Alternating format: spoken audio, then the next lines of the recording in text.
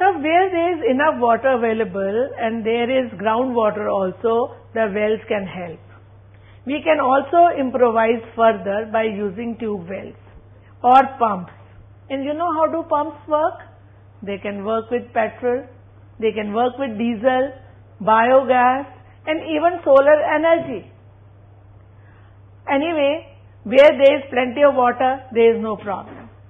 But what about those places where there is not adequate amount of water, where the soil is sandy, which cannot retain water, and the land is uneven? There what does farmer do? Farmer uses sprinkler system. What is a sprinkler system? There is a main pipeline, and on this there are perpendicular pipes attached. And at the end of these perpendicular pipes, there are nozzles.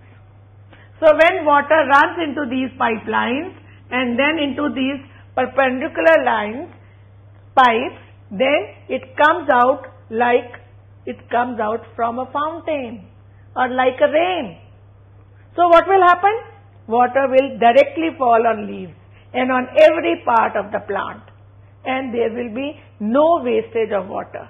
And because it is supplying through pipes, it can also work on uneven land.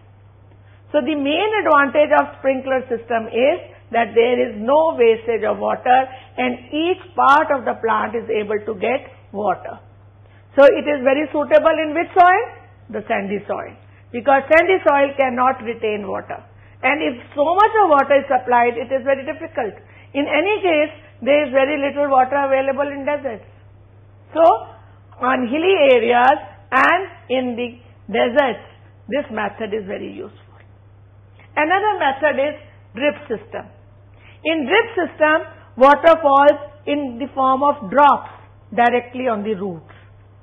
So that it is something like giving water only to the plant and not to the surrounding soil, so that no water is wasted.